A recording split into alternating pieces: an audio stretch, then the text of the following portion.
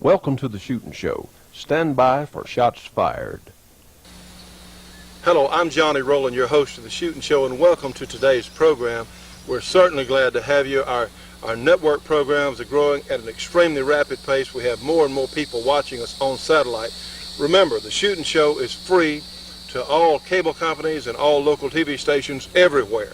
So if you're watching us by satellite, please let your local cable company or local TV station know that we are there, and we'll be very pleased for them to carry us.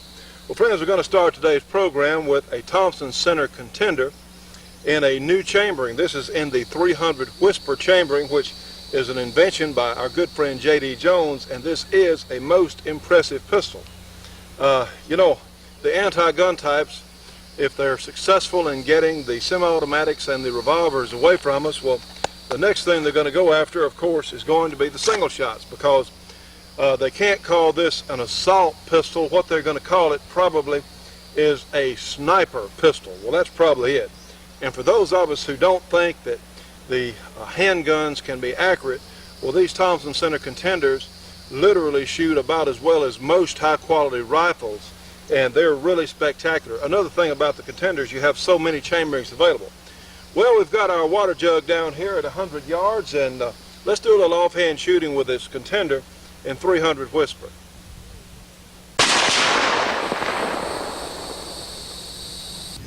Friends, this contender has a Super 14 barrel, which means the barrel is 14 inches long. It is a single shot, and this is one of the finest hunting handguns that you can possibly imagine. One, you get the benefit of a closed breech, whereas a lot of old guns say it's like any revolver is going to have a gap between the cylinder and the barrel, but the contender gets the use out of every bit of pressure that's available until literally you come to the end of the barrel. These guns are available in a whole bunch of chamberings, from anywhere from 22 long rifle up to the 45-70. And this 300 Whisper is a most interesting cartridge. You have a 30 caliber bullet on a 221 Remington Fireball case, and it is available now in factory ammunition from Corbon. And essentially, the 300 Whisper approximates a 44 Magnum cartridge, yet your ballistics at the longer ranges, say out past 50 yards, are considerably better than a 44 Magnum for the equivalent bullet weight. Now, friends, what it amounts to, you can run a 220 or so grain bullet at the approximate same velocities that you would expect to find a 44 Magnum with that grain bullet weight out of, say, a large revolver.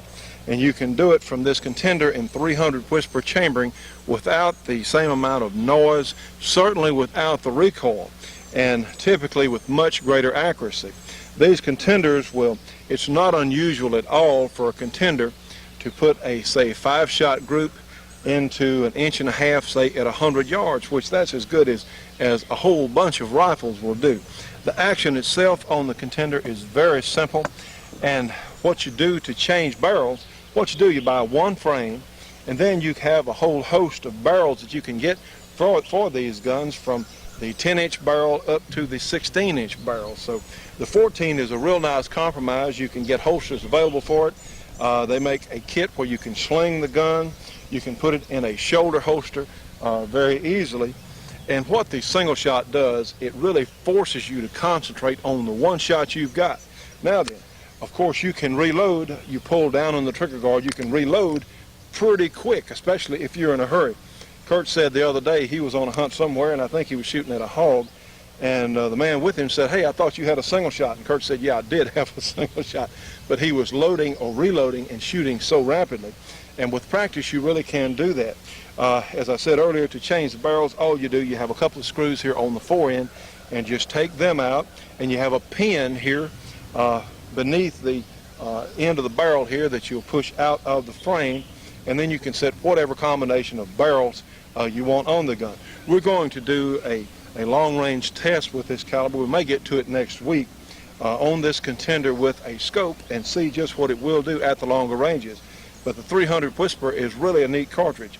One of the other things that's available in the 300 Whisper, Corbon makes a subsonic loading.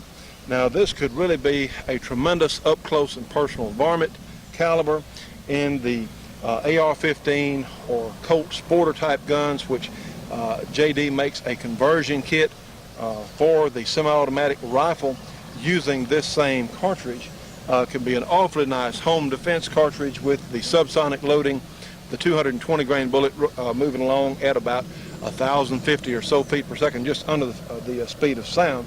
Also, another advantage for some of the police agencies, this cartridge is very easily silenced.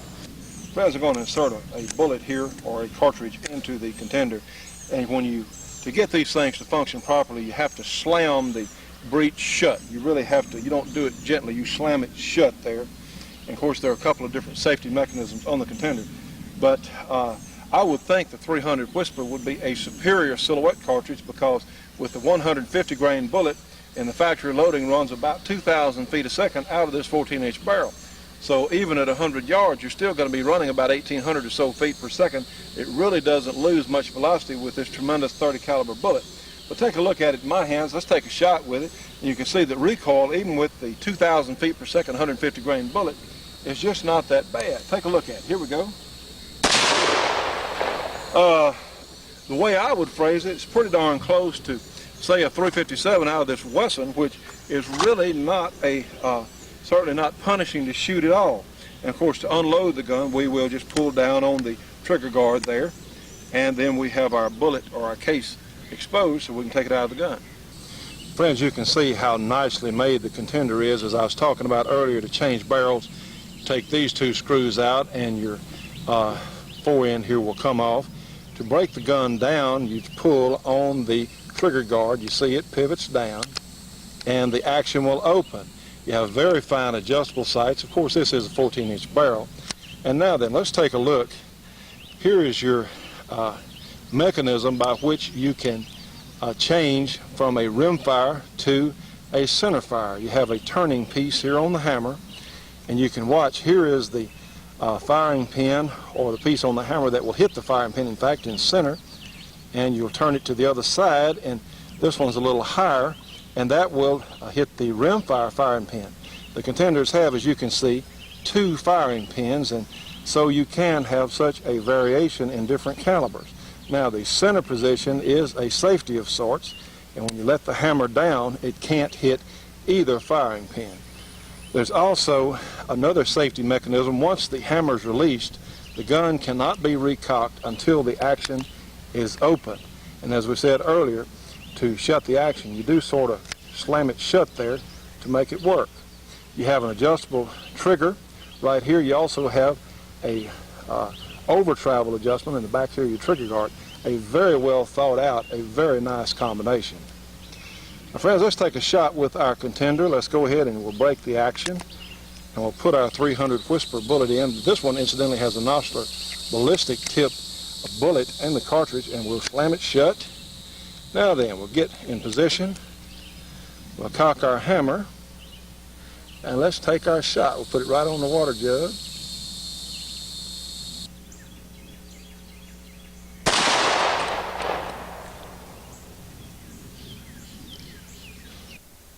Now friends, we are extremely pleased to be working with one of the finest magazines that you can find in the United States today, and it's called The New American.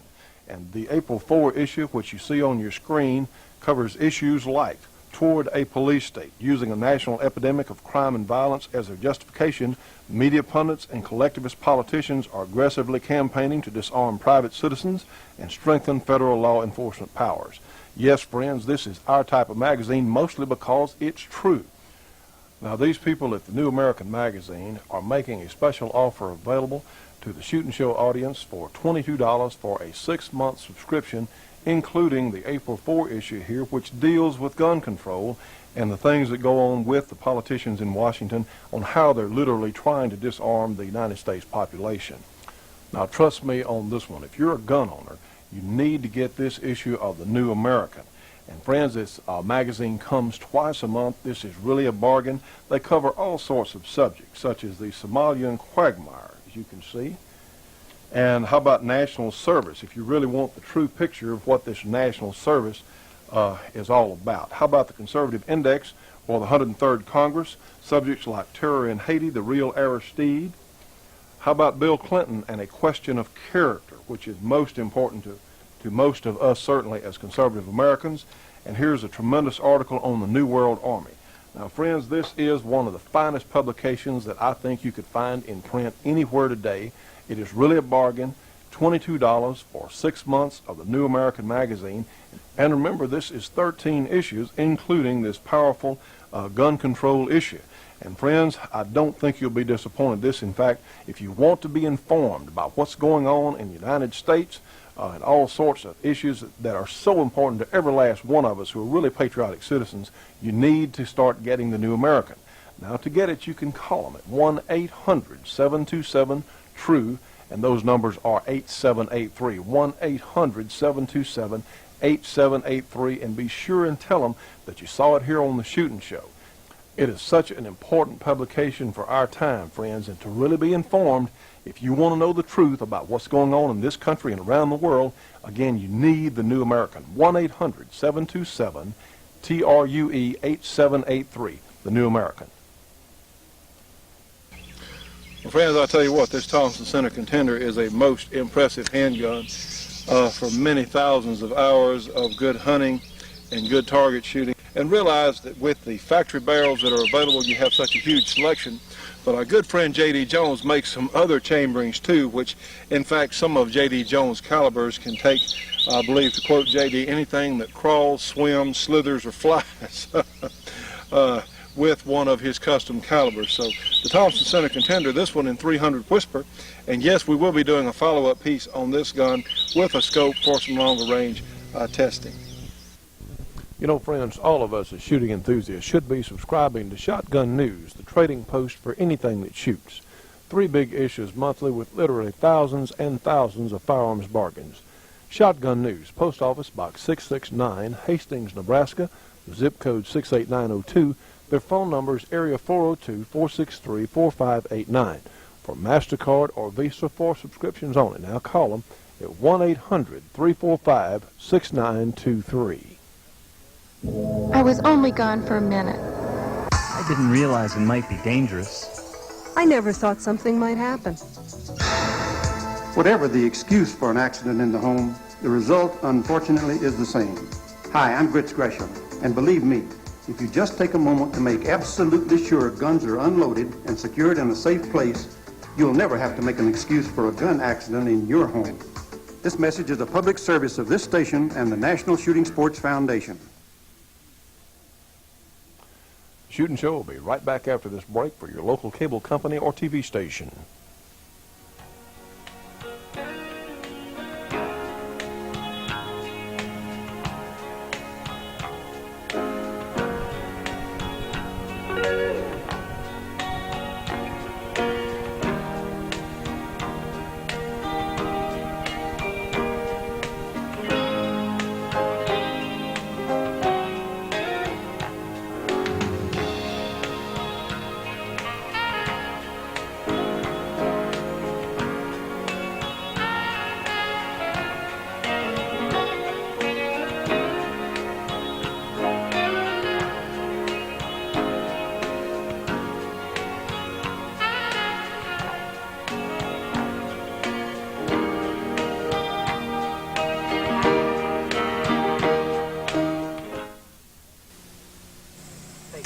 Hello, I'm Larry Pratt, Executive Director of Gun Owners of America. I want you to have an opportunity to see exactly what we're talking about with various kinds of firearms that are presently under discussion, firearms that are supposedly so powerful that no law-abiding American should own them, firearms that should be banned by the United States Congress, or should they? Well, in order to discuss that, we have here Neil Knox, who is Executive Director of Firearms Coalition. Mr. Knox has been editor of 2 technical firearms journals in the past. He's a qualified court expert who has testified in numerous occasions on firearms, and he is also a past national champion for bench rest competitive shooting. So at this time, I would like to give you Neil Knox. I've got the longest magazine that they normally make for this gun, a 30-round magazine, just to show you how ugly it makes the gun. It's a military gun. It's not made for pretty. But the cartridge it shoots which the Louisville Courier said the other day would blow a deer to smithereens, shoot, this is the little cartridge we're talking about. Now that's no plaything. This is a powerful cartridge, but we're talking relative here. And let's see what this one will do, and then we'll show you what these other guns will do.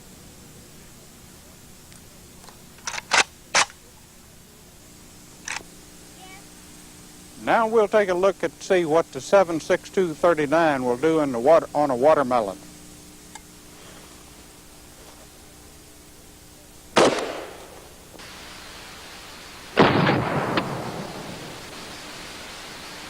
No question, that's pretty nasty.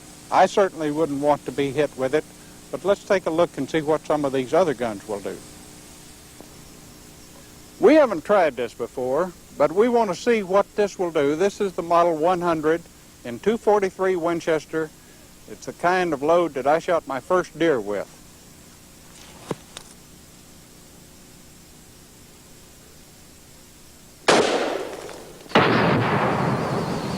You see what I meant? There is no comparison to the relative power of this cartridge, the Model 100 in 243 Winchester, and the AK-47 in standard 7.6239 military full patch jacketed ammunition. Here's a gun that almost everyone has seen or at least heard about or read about. This is a Model 1894 Winchester 30-30.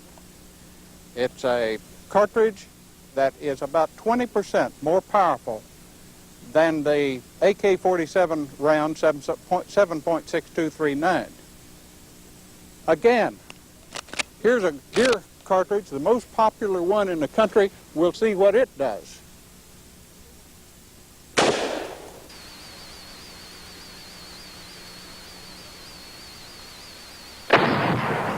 Now, part of the difference is the bullet. These are hunting bullets, soft point hunting bullets, as opposed to full patch military style. But military style bullets were what were used by Patrick Purdy and used by Joseph Westbecker in Louisville. We heard how terribly powerful the gun was. You just saw that this most popular deer cartridge in the country is far more deadly. By today's standards, the Model 94 Winchester is about the low end of the big game rifle power scale. It's about 20% more than that 7.6239. But you're right, it doesn't have a big long extension magazine.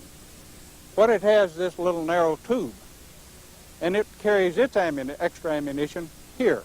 Bear in mind, this is a 95-year-old style. This particular gun's not quite that old.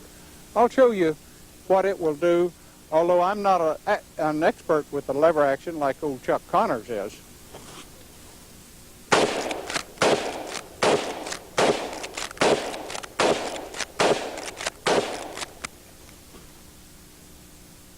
Folks, that's a mighty potent weapon.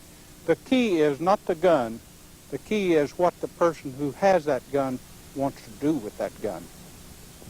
Ladies and gentlemen, this is the most common of all the big game rifles in the country. It's not quite as popular as Deere's, the 30-30, but this is the 30-06, the model of 1906. Now this is the AK-47 round. This is a round for the 30-06. You can tell I didn't palm that. This is the same cartridge I had. You can tell the difference in what this does. Take a look at the watermelon.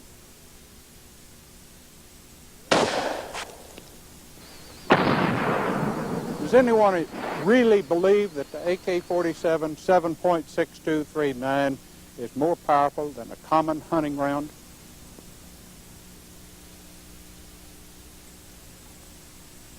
You've heard about this MAC-10.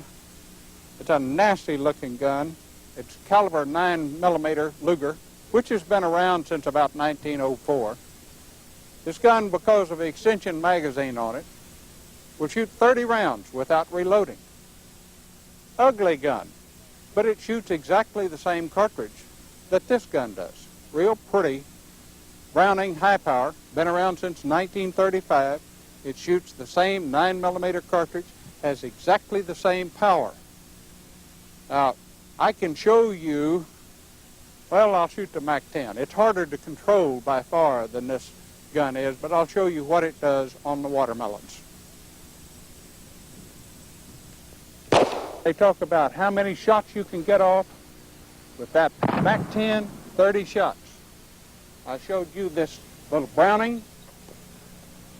The Browning is 14 shots.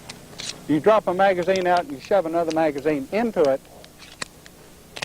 and you've got another round going. You've got the rest of those 30 shots. This is a 12-gauge Browning automatic 5. It's a semi-automatic 5-shot, just like the name implies. This shotgun shell here is a number 4. It's duck load, very commonly used in hunting. Let's see what it does on the watermelon.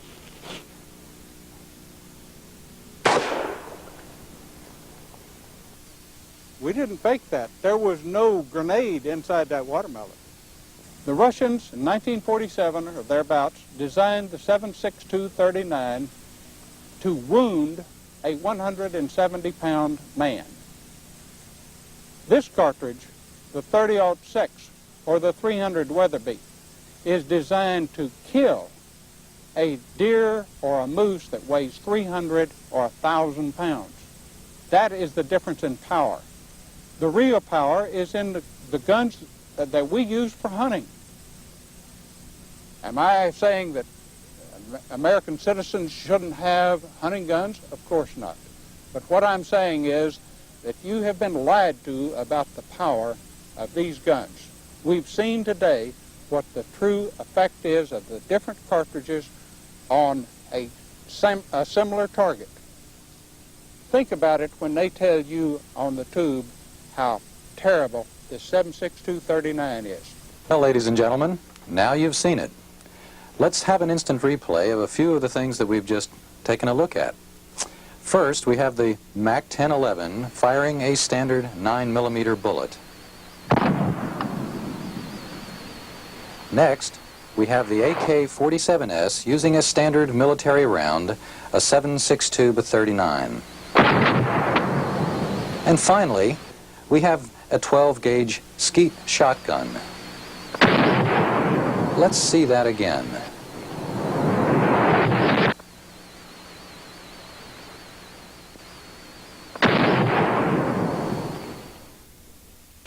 Well, Judge, you know what Neil Knox just said, and we do appreciate that piece of tape footage from Larry Pratt with Gun Owners of America. We do appreciate that.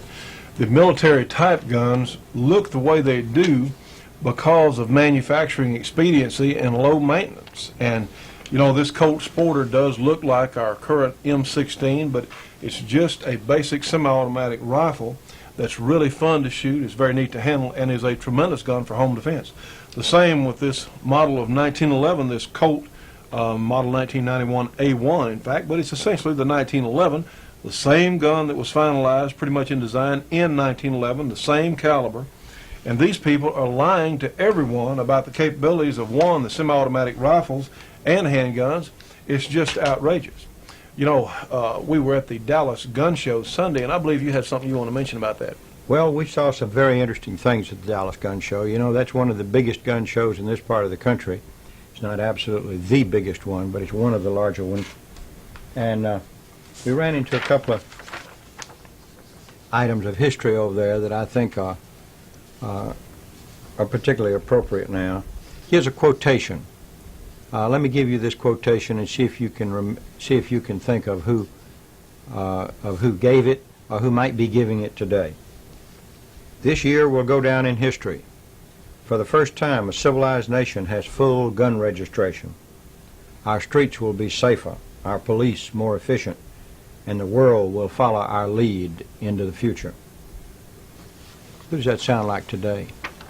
Well, let me tell you who it was in 1935. It was Adolf Hitler, and he used it to disarm the German public so that he could continue with his prosecution of minority groups, and particularly the Jews, gypsies, anybody he didn't like. and there were a lot of them he didn't like. Just like Janet Reno, who spoke at the White House and said that law enforcement agents are finding themselves outgunned by criminals and other dangerous people. I'd like to know who these other dangerous people are. Who the other dangerous people? And the comments made that apparently these are people that are law-abiding people, but the state doesn't trust. See, we have a huge problem with the state saying they don't trust us as lawful gun owners. Well, I think it's time that we recognize that we don't trust the state, us as citizens. Well, that's in complete line with the history of our republic. Our people came over here, our forefathers came over here to get away from state control and state power, and they were the power. Well, Judge, wasn't our government designed not to be oppressive? Wasn't that a fail-safe built into our government? Well, the colonists didn't trust government, and very rightly so. They were oppressed by British monarchy. The French that came over, the Huguenots that came over, were oppressed by first by monarchy and second by revolutionists that treated decapitation as an ordinary fact of life. So our forefathers were intending to keep government under control, and as somebody said on a tape that we heard on the way over to Dallas, their object was to create an engine with 3 different branches that was so inefficient that no one branch could take control of the others, and no one person could take control. Now, another one of the big things that we found over there at Dallas was a quotation of Sarah Brady's, and I think it shows what she really is after. And this is a quotation: "We will never accomplish our dream of a socialist America until we totally disarm those who would never consent." Now that's where she's going. She's not after assault weapons. She's just after guns piecemeal. And if the shotgun owners don't, and the hunters don't join together with the rest of us on it, we're going to do the same thing happened in Germany by Hitler, and that is he took the people piecemeal, and he took something away from these and took something away from these, he took something away from these, until finally he had it all. Well, that's really what's been happening, and we've been saying this for some time. When we first started this television program, this is one of the things that we had in mind. So, you know, on television, we've been on the defensive all this time. Well, we have got to score some points. You know, you can have the best defensive football team in the world, but unless you're able to score some points, you'll never win games. Well, Johnny, we get down now to the right of the people to keep and bear arms. The Supreme Court decisions on the Second Amendment have been very, very few, and they have avoided speaking directly on it. But in 1876, in United States versus Crickenshaw, the Supreme Court said the right to keep and bear arms is not a right granted by the Constitution, nor is it any manner dependent upon that instrument for its existence. Thus showing that the right already existed, that it was there, and the Second Amendment simply told the federal government, keep the hands off of it. The Shootin' Show will be right back after this break for your local cable company or TV station.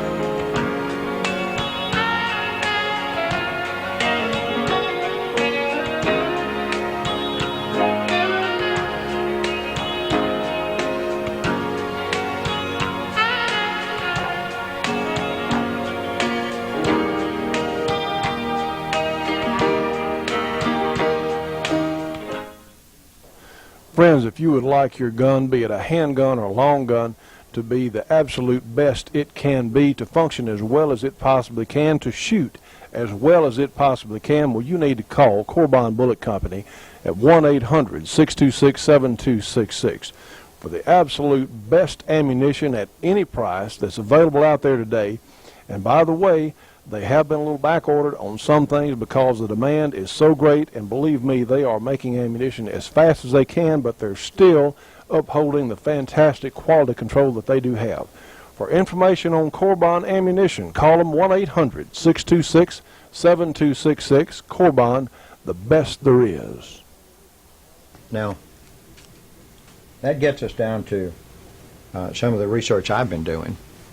I've gotten, as I mentioned on this program before, I've gotten letters from political candidates. It's a political season now, and I have answered them.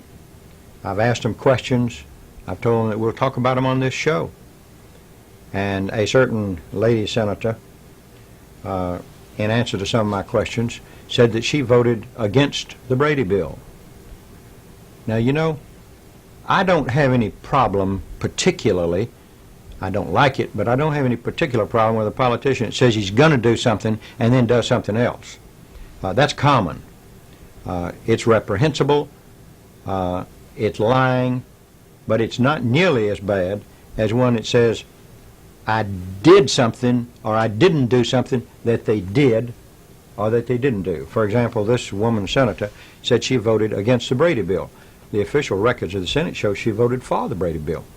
Now, I've asked her to explain that, and when I get an explanation of it, I'll give it to the public on this show, because I think the public is entitled to know. They may want to support her opponent. Well, I think that's timely, Judge. In fact, let me remind everyone, if you have some information on a political candidate out there, or if there is some political candidate who would like their views known on our program, they can get in touch with us, and we'll be happy to review it. And I think that certainly if there's a pro-gun politician out there who needs a little exposure, well, I think that that's part of our job, as we've talked about before, to give them a little press on it. And you know what? If there's a politician out there that is anti-gun, well, we want to know that too, because we need to know where these people stand. This is a problem in politics in so many areas of this government. We really don't know where these people stand because they lie about it, and like you said a moment ago, they'll say one thing, do something else, or they'll do something, then lie about what they did. And this is part of the problem that has got to be rectified if we're going to have a country left. Now, friends, one thing we do want to mention, you can join our Shootin' Show Gun Club, because the Gun Club helps us stay on the air. It helps us reach more people. Our show is growing at a very rapid pace, and some of you, it takes a little while when you call or write for us to get back to you. A lot of the help that we have is volunteer for this project, and some days we don't have enough help to do everything that has to be done, but we are gaining on that. Well, as I said last week too, Johnny, let's support the Shootin' Show Christmas Fund. Yes. Just wrap up a $1 bill, a $1 bill that anybody can afford now.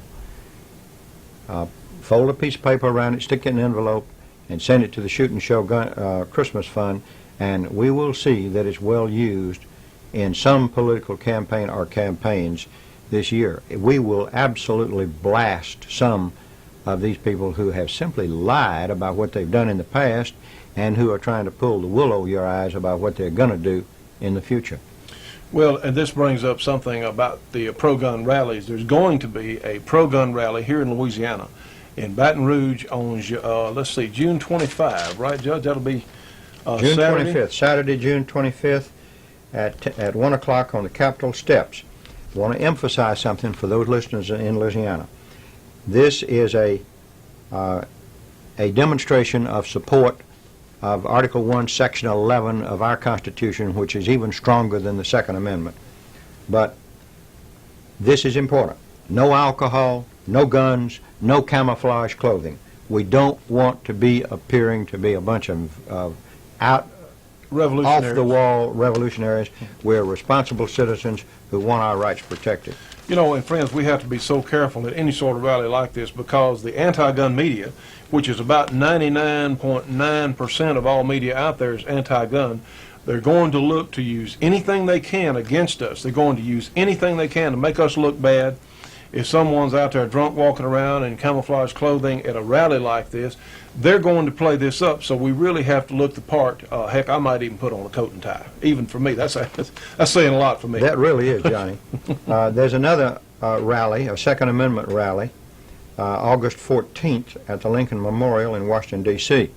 Now, I don't know much about it, but I can tell you for sure, again, don't wear camouflage clothing, don't carry a gun, it's illegal in Washington, and no alcohol. Go there, put on a coat and tie, be a responsible citizen as I know you are, and let's demonstrate that responsible citizens do have rights, and we intend to protect those rights. Well, this is the thing. We've got to stand up now, as you've heard us say many, many times on this program. We have to stand up now for our rights, and we have to be so careful because there are those in government who would try and start something. And incidentally, the cover of the New American magazine this month shows a man here shoveling guns into a furnace, destroying guns. And friends, this is absolutely, it's outrageous. And this is being promoted, and again, I can't talk about just what a tremendous magazine. I can't do it justice. The New American is one of the finest magazines published in this country, and they tell the truth about these things that are going on. Incidentally, just like the gun destruction program that is going on, being supported by our own government. How many Garands did you tell me that the government has destroyed? These 1911s, the M1 Garands, great rifles they are. There are tens of thousands of them, Johnny, and here we've got a government that says it's broke. They need more taxes, they need money, and they're taking valuable assets that could go through the normal channels of trade and destroying them. Now, right. That's absurdity on horseback. It really is. And people tell me, well, Leroy, you look mighty serious on this program. Well, it's a serious subject, and you need to be serious, and all of us need to get serious about this matter. It can happen. And it is happening. It is happening. That's right. That's the point we need to make. It, in fact, is happening around us right now, friends, and we've got to do something about it. You can join the Shootin' Show Gun Club today. You can certainly help us.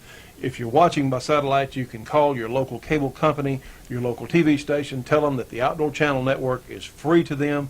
Our program on our satellite broadcasts on Thursdays is free to them. They can make money on our show. Friends, what we have got to do is get the truth out about owning firearms in this country, and it has to be done. You know, that Second Amendment, if we lose the Second Amendment, we lose everything.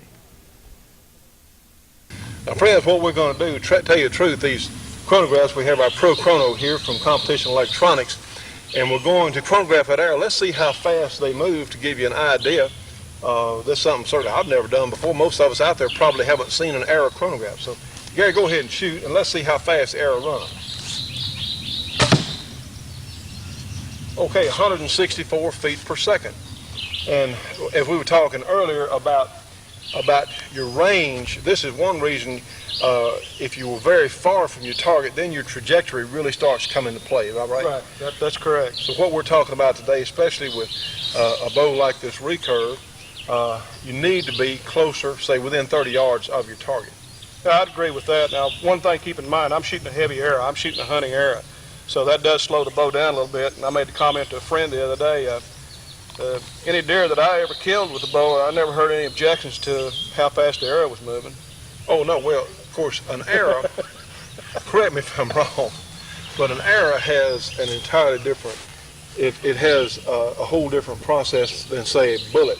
Right, there's no shock factor whatsoever. There's no shock. And the arrow, of course, people have been using bows and arrows to survive and hunt with for many thousands of years. And you take what's this, broadhead? Uh-huh. Now, this actually will decease an animal by blood loss, am I correct? Hemorrhage. A deer shot through both lungs will go down in about 15 seconds. Well, I'm going to guess, because all of us have cut ourselves before with a razor, this probably does not pain the deer terribly much. No. I've shot deer and had them look up, then go back to eat. Not know what was wrong. 15 seconds later, just fall over.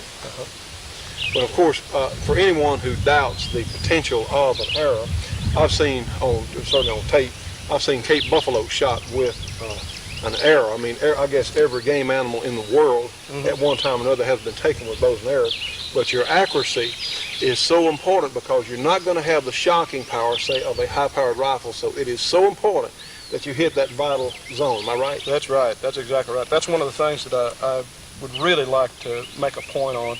Is we encourage a lot of people to get into archery. Anyone who wants to take it up, but take the time to learn how to do it right. Well, I think that is what you said is so important because you don't want just massive numbers of people going out and shooting arrows at all kinds of game. No, not at all. And this, again, brings hunting to the forefront.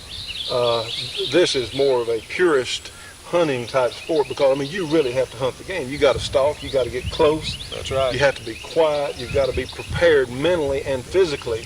I mean, it's not like, for those folks out there who've never hunted deer on a pipeline and shot a deer at 200 yards, that's hard work too. One is shots with a rifle or anything, even with a scope, are difficult.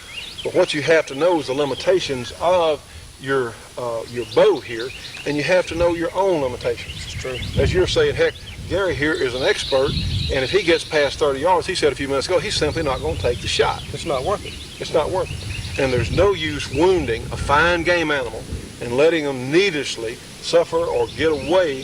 If you shoot something with one of these bows and arrows, you darn sure want to get your game. That's right. I have got two boys that both killed their first deer with a bow at 13. And one of the things I beat into them in their practice was, boys, it's really, really hard to miss a deer at 10 yards. And they were just as proud as if it had been 150 yards. All right, tell me something. Can a deer see that arrow coming? No, they'll hear it. They'll hear it. There seems to be a critical range, and I'm not an expert on this, but there's a critical range someplace around 22, 23 yards that it's real hard to hit a deer because the sound gets there previous to the area. Anytime you get out past that, they'll probably hear you shoot before the arrow gets there. But as long as you're shooting low and your shot's good, as long as you're shooting good and low, because deer will normally drop the minute they hear the bow. Some of them I've had jump a string, not too often. That's what these little hairs are. These are silencers. That's live rubber, and they keep the bow quiet. Recurve's a little quieter in the compound. Longbow's a little quieter in the recurve. But there's precautions to be taken. As long as you're shooting good, though, they usually won't jump a string on you. All right. Well, let's do some more here. We'll move our chronograph out of the way. And friends, for those of you who don't know much about these chronographs, you don't realize how badly you need one until you get one, because one, certainly you can check what your arrow is doing, but you can check whatever handgun or long gun load that you're using, what it's really doing, certainly. From Competition Electronics. Yes, you can buy this through the Bullet Express, or you can call them direct. But they're good friends of ours, very fine people, and their products work. That's the main thing.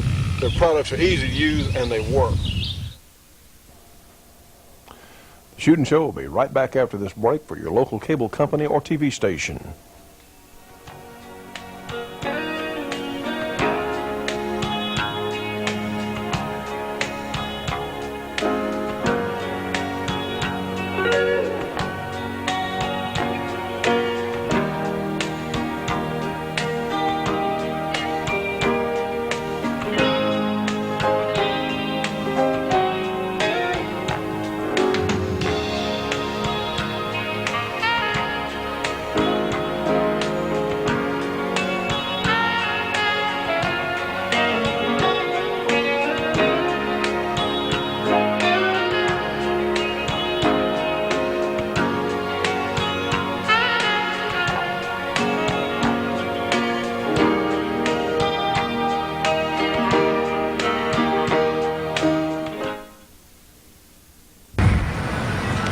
Hello, ladies. This is Elizabeth Saunders with American Derringer Corporation. We need to get more women involved with guns, maybe not so much as owning a gun company like I do, but also in the line of defending yourself. Ladies, you can defend yourself, and you do have the right now, as long as it's not taken away from us. You need to check into your area. There are a lot of places, or states and cities, that allow women to have gun permits. This you need to check into first, and also into learning how to shoot a weapon and carrying one. This is important, I feel, that we do need to have the right to defend ourselves and to protect ourselves, and carrying a weapon is the best way to do this. Again, ladies, I do want you to think about this. This is your life, and you have to take initiative to defend yourself. No one else is going to do that for you. Thank you again for listening. Now, friends, let's talk about personal, concealable, dependable, powerful self-protection. This is the American, and one more time. All right. Friends, let's talk about personal, concealable, powerful, dependable self-protection. We have two American Derringers here, one in a .45 long Colt and .410 shot shell, the other in .38 special. And let me remind you, these high-quality, all stainless steel Derringers are available in over 60 different chamberings, depending on which model you choose. They're well made. They do function when you might need them most. And these guns are small enough whereas you can always or almost always have one with you. For information on the American Derringer product line, call them at 1-800-642-7817. Again, 1-800-642-7817. It's hard to hit anything like that. Well, you can just go ahead and take your time and turn. Do it again.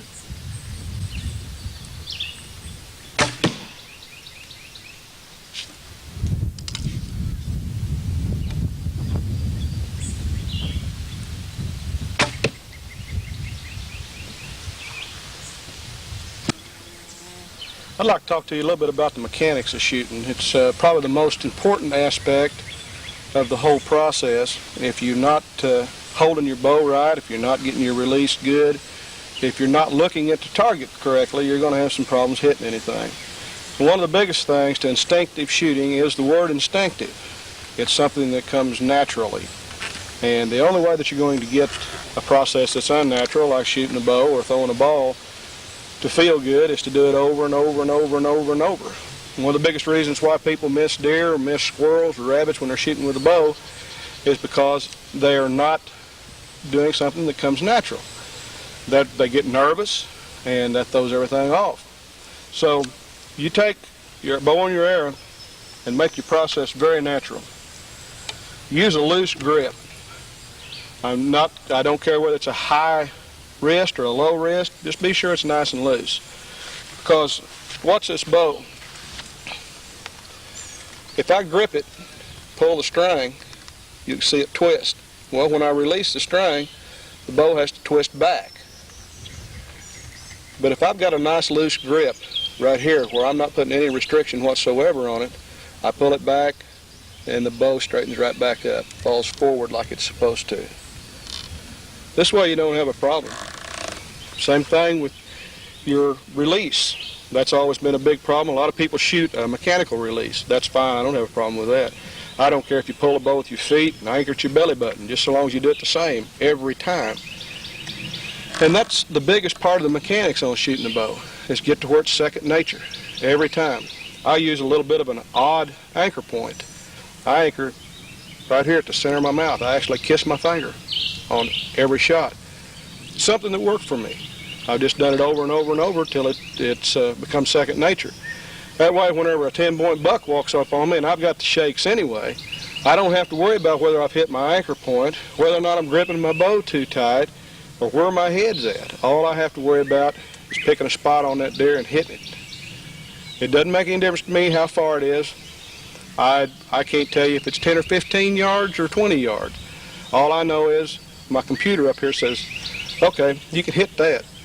And if you'll sit and practice, get your mechanics down, and do all your focus the way you're supposed to, one step at a time, and practice, you won't care how far it is either. You'll know the minute when they walk up whether or not you can hit it. It doesn't make any difference if it's a squirrel or a deer. As long as you start out shooting at a spot like what we had up down there a while ago, it'll work.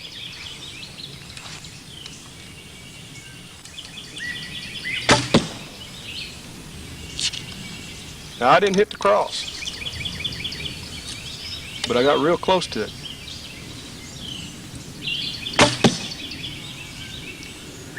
And the deer would be laying probably about 15 yards right over there right now, if that's what I've been shooting at.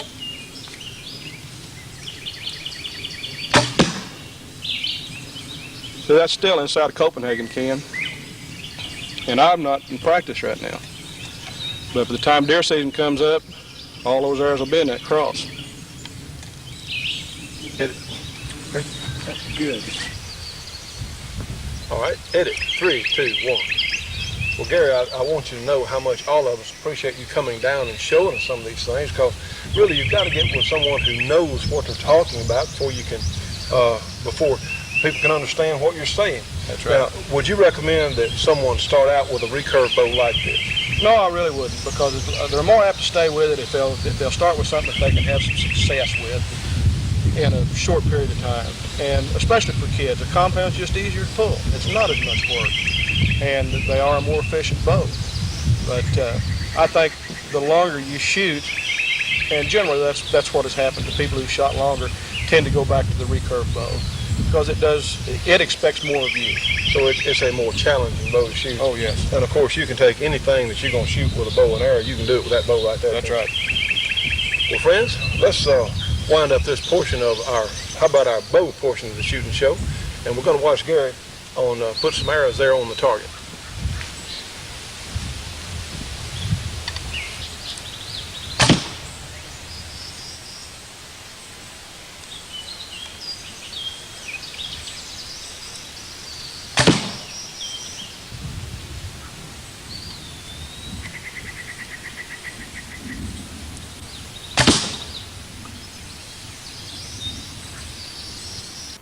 Now, friends, we want to encourage everyone, if you're a man and you have a girlfriend, a wife, mother, anybody, daughter, whoever, we've got to get these ladies involved with shooting, with gun ownership, with learning how to shoot, care, maintain, and handle firearms properly. Ladies out there, those of you who watch our program, we really do appreciate it. And you see, we are doing more features, and we will do more features for women, because it is so important. Friends, if we don't get the women with us, we're lost as far as keeping our gun rights. We've got to get more of these ladies hunting in the woods. We've got to get more of them down there target shooting. We have to explain how they can protect themselves, because in today's society, you know, many times that husband, boyfriend, father, whoever is not going to be there to protect the ladies when she might need it the most. So the ladies can join our Shoot and Show Lady Contest now, and here's how to enter. You can send a videotape, no more than 5 minutes. You don't have to go to a lot of trouble to enter, and all you have to do is say, 1, why you believe we ought to have the right to keep and bear arms, 2, why you like the Shoot and Show, and 3, why you'd like to be the Shoot and Show lady. We have some great prizes in this thing. I think a trip to Las Vegas to the Soldier of Fortune Convention for 2 people is a tremendous gift. You're going to be in our booth there at the Soldier of Fortune Convention, signing autographs, greeting the public. You're also, the lady's going to get a free course out at Gunsight in Paulden, Arizona. And this is something goes for around $700 or so. So this is a tremendous opportunity for some lady out there. We've already gotten in some great tapes. We have some tremendous judges, and no, I am not a judge. Nobody can get mad at me because I'm out of it. Anyway, we really want to encourage the ladies to go on and send us that videotape now of yourself. And this is something that we've got to do. We've got to get the ladies involved, and this is another way of doing it. Send your tape to the Shoot and Show, 554 Kings Highway, Shreveport, Louisiana. Our zip code is 71104. That's also the address for our Christmas fund, because what would be a better Christmas gift than to get some of these loony politicians out of there? The Christmas fund address is the same. The Shoot and Show, 554 Kings Highway, Shreveport, Louisiana, zip 71104. Ed McGivern was born in 1874 and spent most of his adult life and shooting career in the Lewiston, Montana area. He was no Gary Cooper or John Wayne in appearance. In fact, he looked somewhat like W.C. Fields. He was 5'5", of stocky build, ambidextrous, and kept himself in good physical condition. He died in 1957 at the age of 83. Due to self-training, endless practice, research, and perseverance, he made himself the foremost American handgunner during the period between World Wars I and II. An outdoor sign painter by profession, he was never sponsored by any arms or ammunition company. However, he gave numerous handgun shooting exhibitions as an independent act. Although famous for his trick and speed shooting, he was most proud of his contributions to law enforcement handgun shooting and police training techniques. He was the first man to fully explore the use of the revolver in long-range shooting, quick draw, aerial shooting, double-action shooting, shooting without sights, and allied subjects. McGivern's book, Fast and Fancy Revolver Shooting, was published in 1938. It's a basic text found in the library of every serious handgunner, and it's been reprinted several times since his death. Fortunately, this recently discovered black and white film footage from the Walter Groff estate and another source has made possible this presentation. It was filmed during the 1930 to 1940 period, and along with the written word, it provides additional evidence as to why he was called the greatest handgun exhibition shooter who ever lived. McGivern experimented and shot with all types and makes of handguns. However, he mostly used Colt single actions and officer models, and Smith & Wesson hand ejector models in both K and N frames. He favored Smith & Wesson revolvers for most of his speed and aerial shooting. He considered the Smith & Wesson to have a more consistent and positive double-action pull. Although he used some custom grips and adapters, he preferred factory grips for most of his shooting. He liked high partridge-type front sights. Otherwise, he generally shot his Smith & Wesson revolvers as they came, out of the box, without any modifications. He derived his speed and skill from the expenditure of over 2 million rounds in practice, and not through any mechanical advantage. McGivern's favorite gun belts and holsters were made by the S.D. Myers Company of El Paso, Texas, the most famous maker of quality gun leather of the pre-World War II period. McGivern designed and constructed a number of his own electric timing devices. He used stopwatches that had been checked by the U.S. Bureau of Standards to check the accuracy of his machines. His book devotes a whole chapter to this subject. McGivern shooting double action at paper targets. Notice the concentration and how everything seems to be focused on the trigger finger, and how he leans into the target until he's off balance and has to step forward. The following aerial shots are from bits of film footage taken at different periods of time. They illustrate a mastery of this type of shooting that no one else has been able to entirely duplicate. Drawing and hitting self-thrown clay balls in the air. Bending over, throwing a clay ball between his legs, turning and hitting. Well, friends, it's happened again. We've run out of time on today's program. We want to thank everyone so much for being with us today. Kurt, the judge, myself, everyone associated with this project is so appreciative of everyone who watches our program. Remember, our show's free to local cable and local TV stations everywhere. Let them know if you're watching on satellite. And remember, please join the Shootin' Show Gun Club as soon as you can. We need everyone's support. Well, until next time, we'll look forward to seeing you on another Shootin' Show.